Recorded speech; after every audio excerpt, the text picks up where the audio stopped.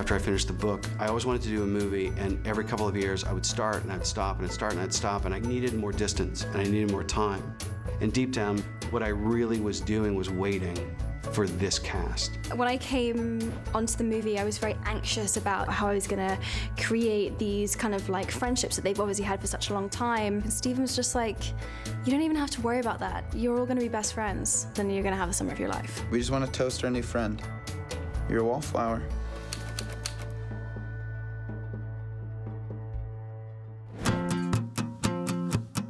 What my mantra was in casting was, I wanted to cast actors, yes, of course, but I also wanted to cast people, because that element of people that would understand and be part of this group.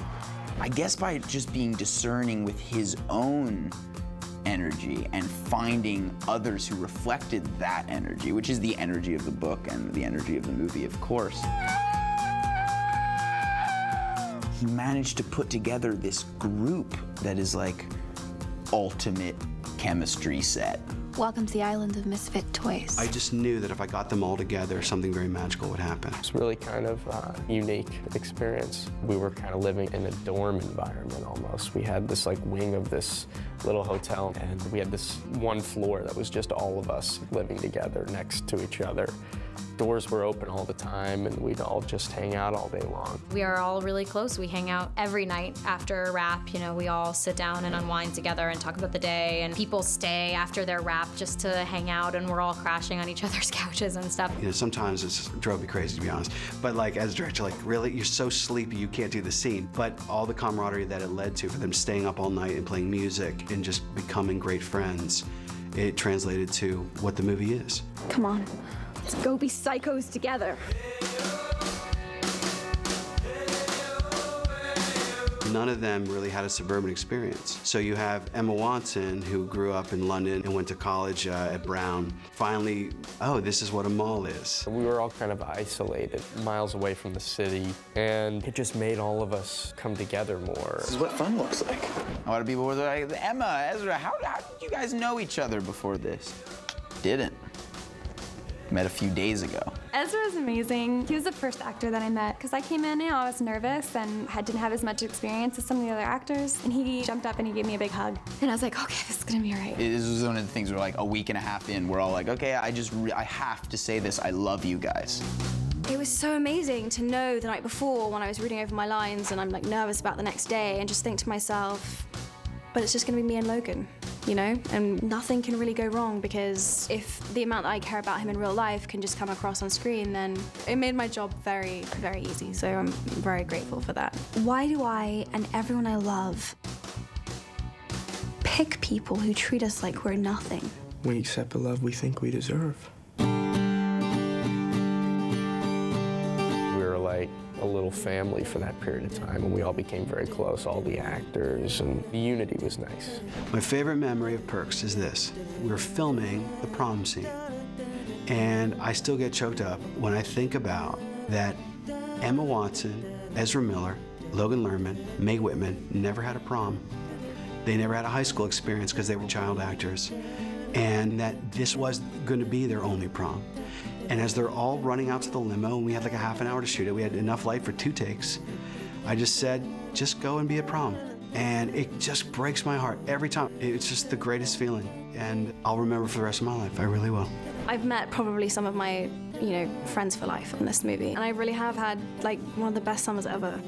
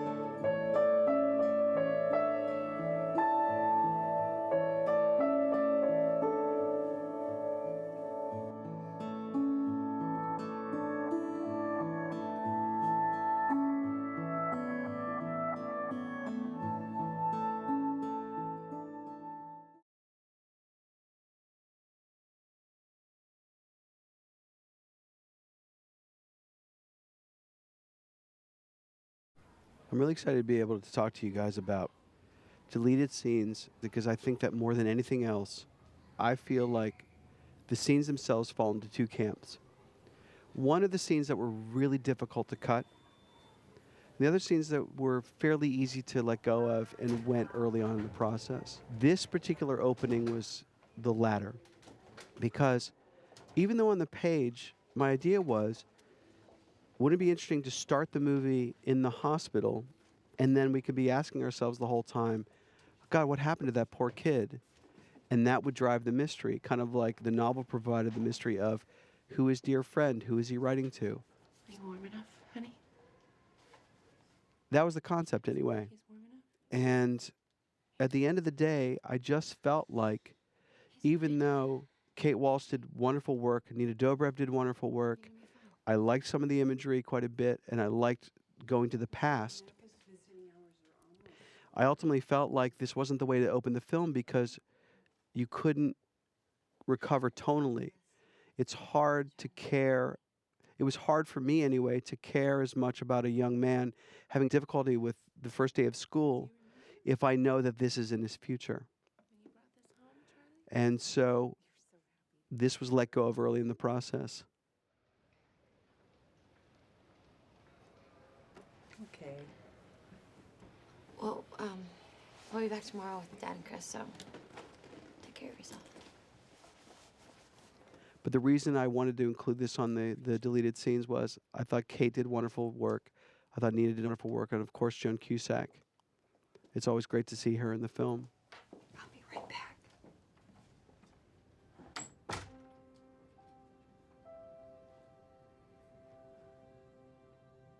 So the idea was, if you start the film this way, and you see the typewriter and you see the clock, then throughout the course of the movie, when the typewriter shows up for the first time or the clock shows up for the first time, we begin to say, oh my God, what did happen to that kid? And you feel this sense of it's going somewhere.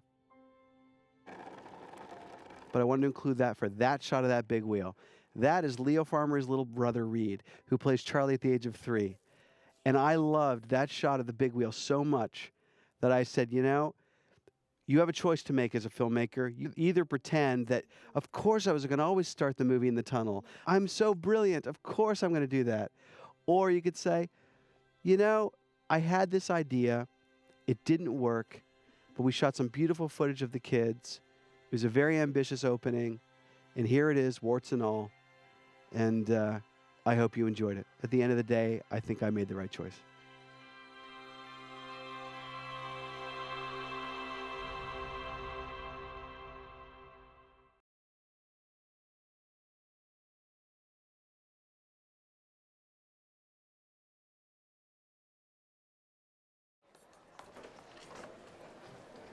So this is the second scene that I cut, and this I was a little bit more mixed about than the opening, simply because Julia Garner is this wonderful young actress whom we cast to play Susan. And here she is coming up right here. Hey, Susan. Julia's a very talented young woman. She did a great job in the scene. And the reason why I cut this was I wrote the scene to show Charlie being a little bit more alone on the first day of school. That was my original idea. But what I found was that people would watch it and say, oh, did they used to go out? And there was this whole backstory that was implied by subtext, just the fact that Julia and Logan actually have some really nice chemistry together. And so just as storytelling, it just didn't serve the story. And the idea of the rejection, while it was supposed to make him feel more alone, actually raised more questions than it gave us final answers. So but it was tough to cut it because I think Julia's a fantastic talent. I was very proud to have her in the movie. So in the end, I just took little pieces of him sitting in the corner, and I ended up using that in the asleep sequence to make it feel like he was alone for a lot longer. It ended up serving us very well.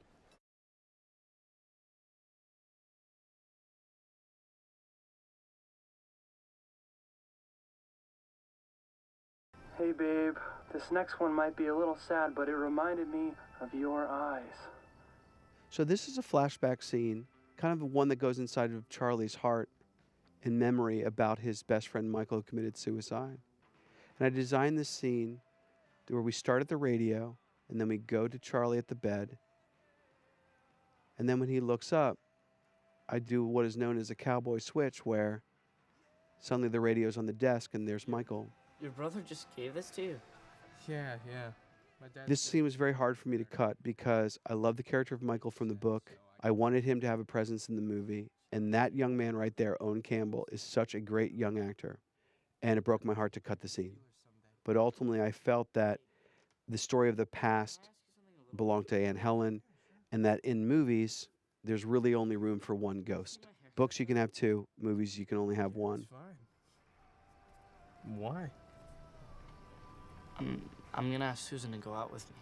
But I'm really, really proud to be able to include this scene because I think that if I were ever to do an extended version, I would include this scene. The song that would be playing would be Asleep. It would be the extended thing because this would go into the montage of Charlie finishing his book and then when he's given the swirly and everything else. But for deleted scene purposes, we didn't quite have the budget to include Asleep.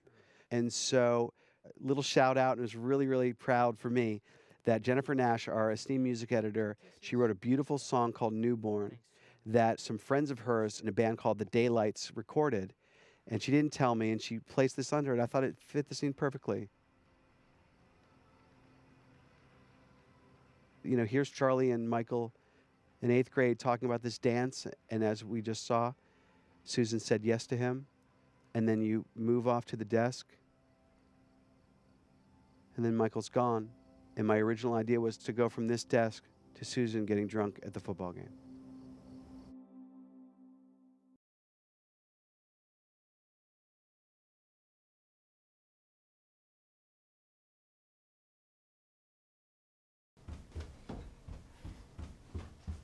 This was a very, very easy scene to cut, but just watch this bit of comic timing. I wanted to include it because I just love Logan's line reading here. Holy shit, Sam. I love that boy.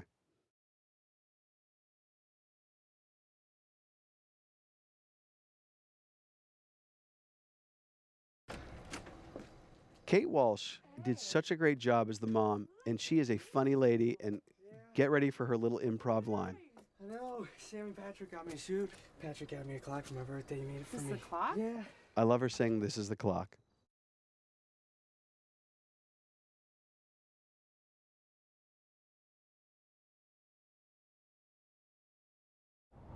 So I've talked about tier A and tier B, and the scenes that were easy to cut and the scenes that were hard to cut.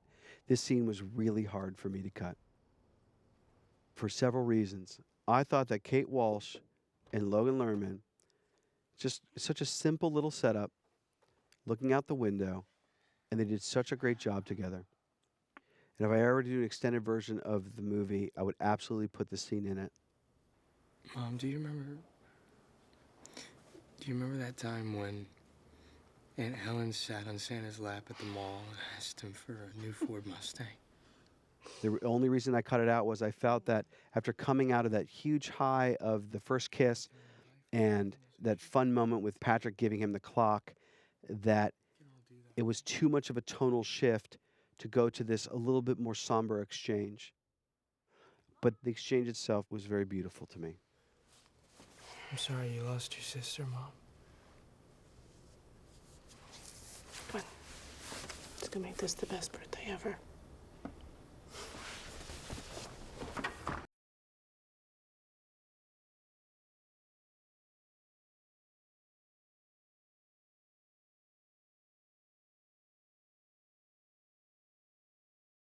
When you have a terrific editor, the way I had a terrific editor with Mary Jo Markey, they give to you more than just the ability to juxtapose images. Sometimes they just give you what editing is in a literary sense, like a great book editor. And they can look at a scene and say, this scene is lovely, but it's long. And I think that it would be better if we just condensed it and just made it about the brothers and Charlie. And ultimately, I obviously thought that she made the right call. But one of the things that I wanted to do when I originally wrote this scene was plant the idea of eventually we all become somebody's dad.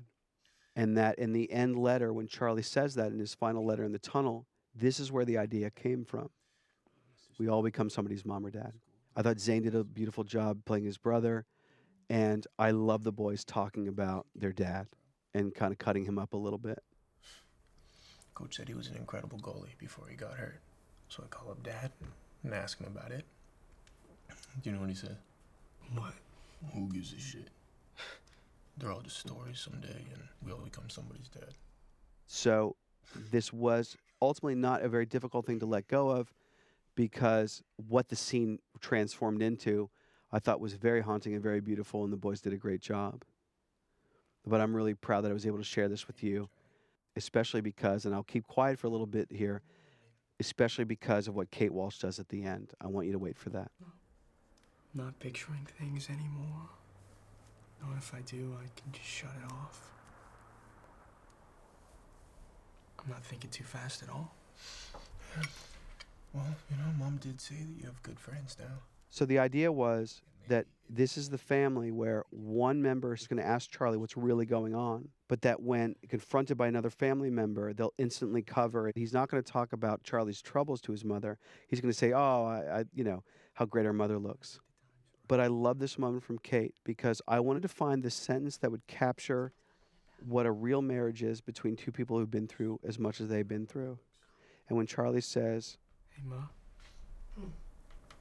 Was Dad as good as they say? He was better. Kate did such a beautiful job with that moment.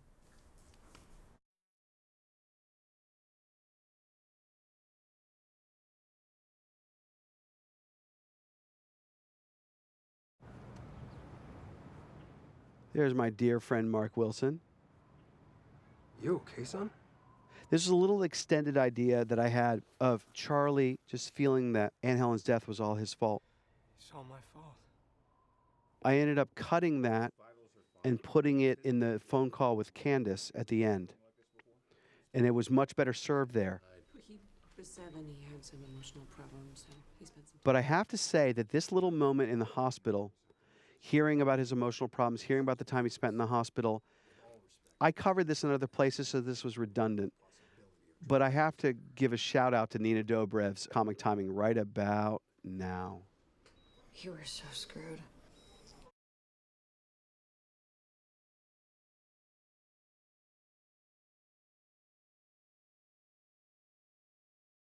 It's too late, Charlie. I know. I just feel really bad about what I did. This was the absolute last thing that I cut. And it was hands down the hardest thing for me to cut. And if there is an extended version of the movie, I would very proudly put this back into the film. Those of you who know my novel, you know that Candace gets pregnant. And there's quite a long stretch of time when Charlie's there for his sister. And I found that incredibly moving in the book. And I found it moving to write it in this sequence here. Because the one thing that I believe about family is, even if you're siblings and you don't get along all the time, when the chips are down, people show up. And that family bonds are really strong that way. First, I want to talk about why I cut it, and then I want to talk a whole lot about Nina Dobrev. Candace, do you mind if I have lunch with you today, please? It's just one day. I'm sorry, Charlie. The reason why I cut it was I just felt like to go from Charlie getting bad again to this whole sequence, to the cafeteria fight, to the scene with the boys in the park, and then Charlie's goodbye, it just ultimately became a little bit too emotionally intense. And what I felt was there was a little bit of an emotional fatigue going on. That's number one. The second reason was, similar to the scene with Michael, that there could only be one ghost in the movie. What I found was that to cut to memory here threw us off the trail about what the past really represented and where it was all leading. My literary brain, my novelist brain thought, well, this is perfect. This is about sexuality. It's about childhood. It all links up to what Charlie went through. But that's the novelist brain. The filmmaker brain looked at the sequence and realized that in a visceral sense, that's not what it was saying. It was actually throwing us off the trail. Still, even knowing that, it was very difficult to cut because, as the fans of the book know, Candace going through this is a big part of the book. It's a big part of the character. It also represents some of the most amazing work that Nina Dobrev did in the film. It was tough for many reasons to cut it, some personal, some artistic. Personally, that's my little nephew Henry right there, that boy with the blonde hair. And that's my sister Stacy right next to him. And my wife is off to the right with her dad, and a lot of our friends are there in the background. It was tough to let go of. Artistically, it was hard as a novelist to let go because I love this sequence in the book. I love what it says about these characters. And ultimately, what made it really hard was Nina Dobrev. You're a much nicer person than me. Oh. Don't say that. That's not true. I think Nina is so fantastic in this sequence. And this is what I want to say about her.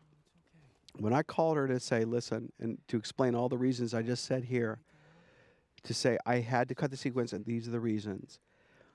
This young woman who has this lovely TV show that she's doing and didn't need to give us all this extra time, she so believed in this movie that she did as much publicity for us and interviews for us and everything because she just cared about it. And that's who Nina Dobrev is. And I know maybe listening right now that doesn't seem like the biggest deal in the world, but I got to tell you, that's a rare bit of selfless caring. And that young woman right there is a tremendous actress and a class act. And I'm so proud that I was able to include this sequence on the disc because Nina deserves it. Something's wrong with me. Don't worry about it.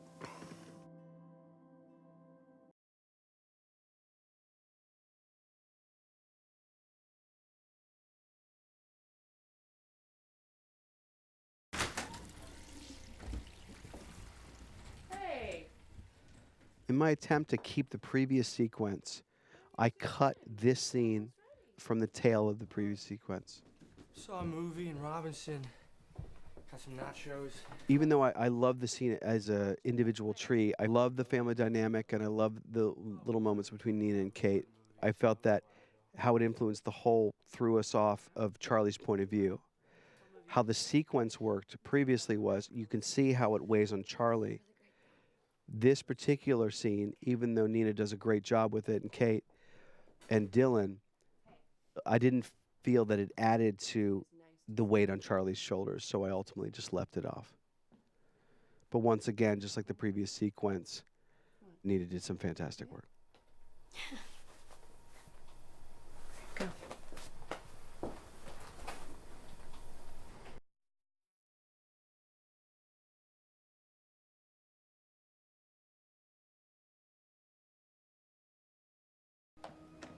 This scene was tough to cut because of the great work, but just like with the pregnancy sequence, we realized that there is such a thing as having too much emotion, too much darkness or sadness. And although an individual scene can be beautiful, it can ultimately tip the scale and make a film too somber.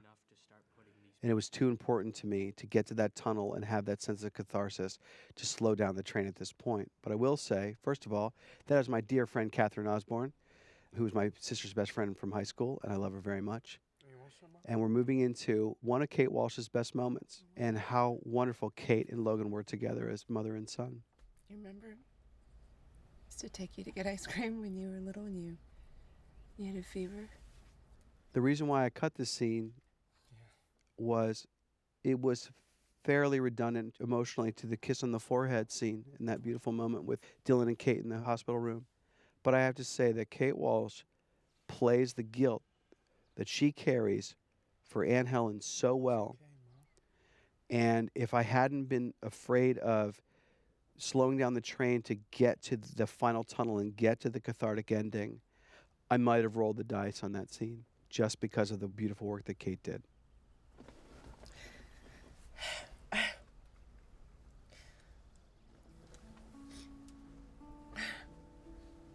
God bless this food we are about to receive. We thank you for this bounty in the name of our Lord Jesus Christ. Amen. Amen. Amen.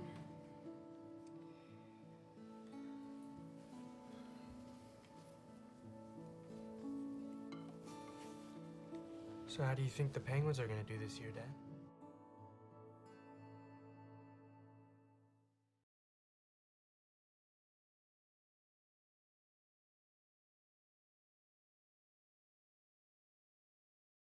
Read the goddamn poem.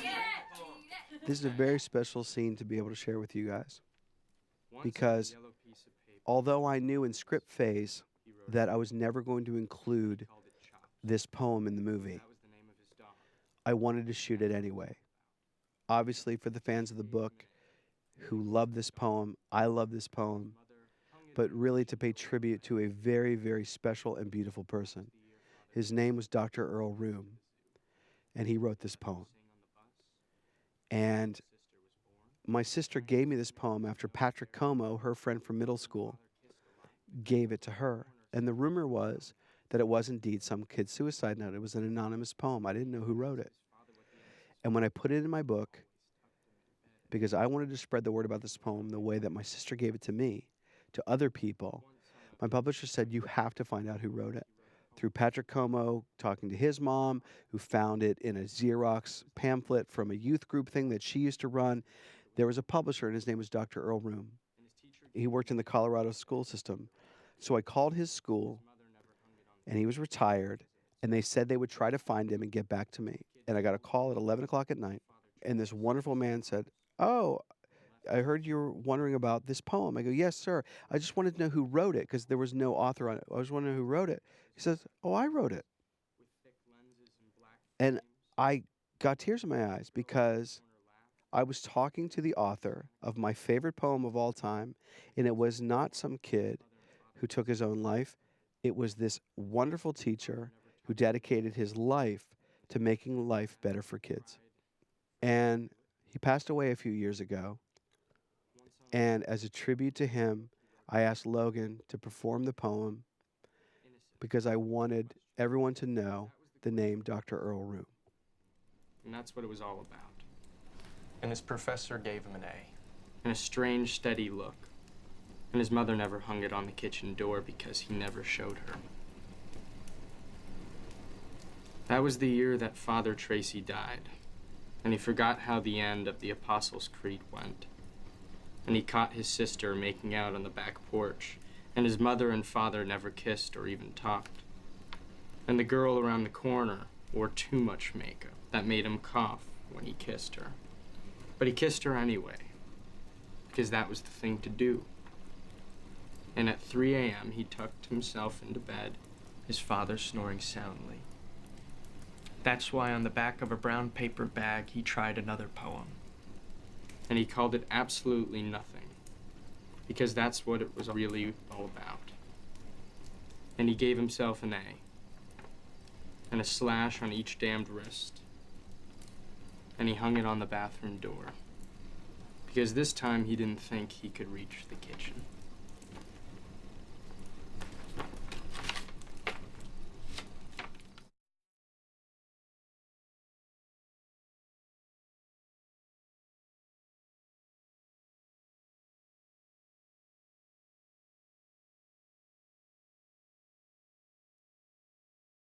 For those of you who don't make movies, I'll let you in on a little secret.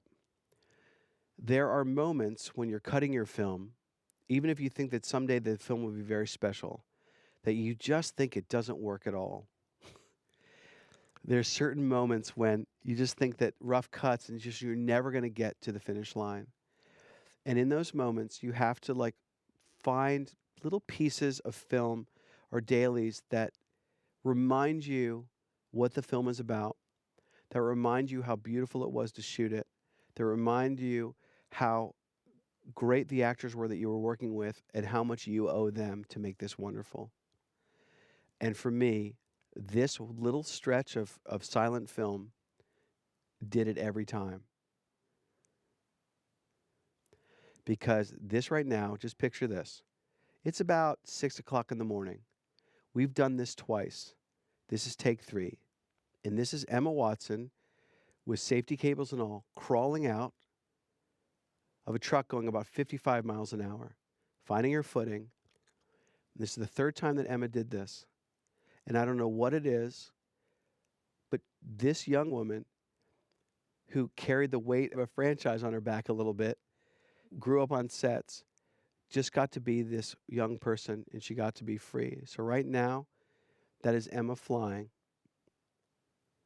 And I say, for me, I'm in the camera car next to her. And I'm talking to the guys, the guy who's driving the car, somebody's working the arm, another person's working the camera head. That we're in a vehicle called an Ultimate Arm. And I'm watching my dear Emma go through the tunnel, and I know something's different. And I'm composing the shot as we go, moving forward a little closer, getting a little bit more back. And my jaw hit the floor because I could not believe just how free she was. As her friend, I was happy for her because I knew what this moment meant. But as the director, I had to just do my job and just try to capture every ounce of magic that was happening in this tunnel. And she told me later that for her, this was a transformational moment to fly through this tunnel. And that she entered it as Emma and she left it as Sam.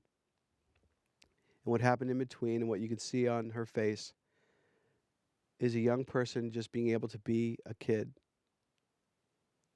and see all the possibilities ahead of her. You know, she is my dear friend. She is like my little sister. And she's one of the classiest people I ever met. And I'm so proud that she was able to have this moment. And it breaks my heart that I have to say, don't try this at home, because God, we all deserve those safety cables. And we'll just sit here for a second. I just want you to see at the very, very end, because we use this for the film. I just want you to see at the very end, she puts her arms up. When we pull up next to her, I just want you to look at just how happy she is.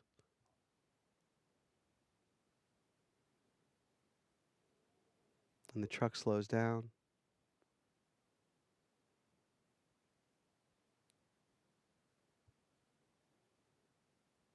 I love that kid.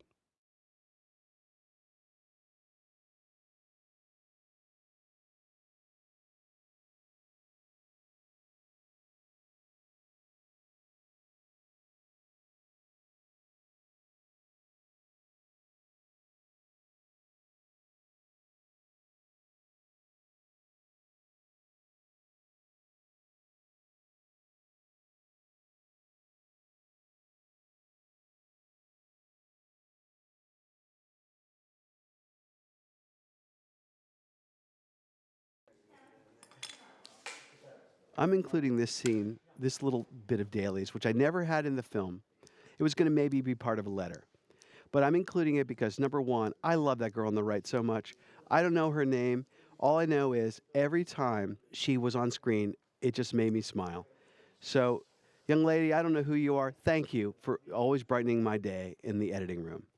Number two reason I included this is, all I said to Ezra was, hey, just pound the nail into the thing.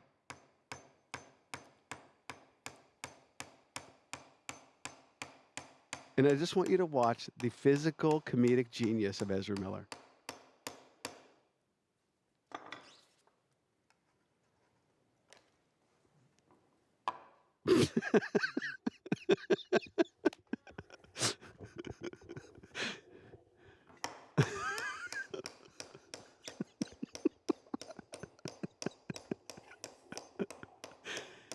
Every time, it just kills me.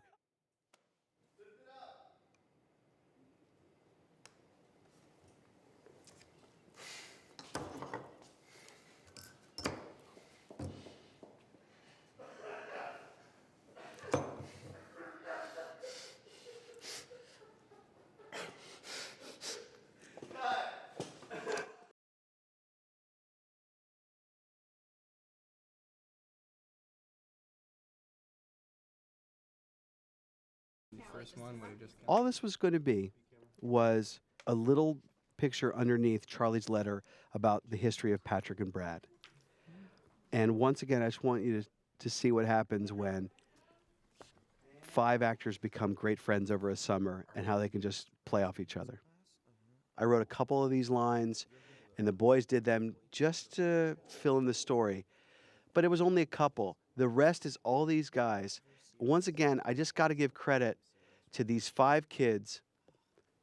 I defy you to ever eat tater tots again, number one. And number two, Emma, this was her funniest improv. And those people in the world who think that she is not funny, get ready. 1, 2, 3. Patrick. Yeah. Yeah, throwing up in my mouth right now. No, Sam. I'm throwing up in your mouth right now. And let it out. Why are you keeping it in your mouth? That's offensive.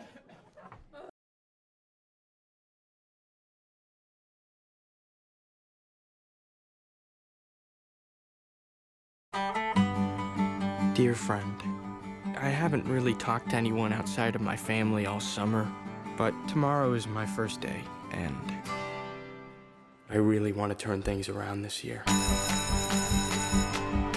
You know, they say if you make one friend on your first day, you're doing okay. Hey, freshman Toad! Get him! Come on, hop! Let's move it, boys! If my English teacher's the only friend I make today, that would be sort of depressing.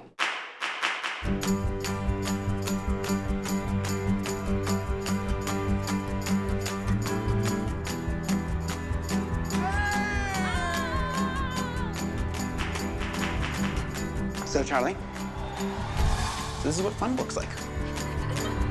Welcome to the island of misfit toys. Do you like football? Love it. Be aggressive! Passive aggressive! What is she doing? Don't worry, she does it all the time. Do you think if people knew how crazy you really were, no one would ever talk to you? Come on, let's go be psychos together. So what are you gonna do when you get out of this place? I really want to be a writer, but I don't know what I'd write about. You could write about us. Call it Slut and the Falcon. Make us solve crimes. C-, ladies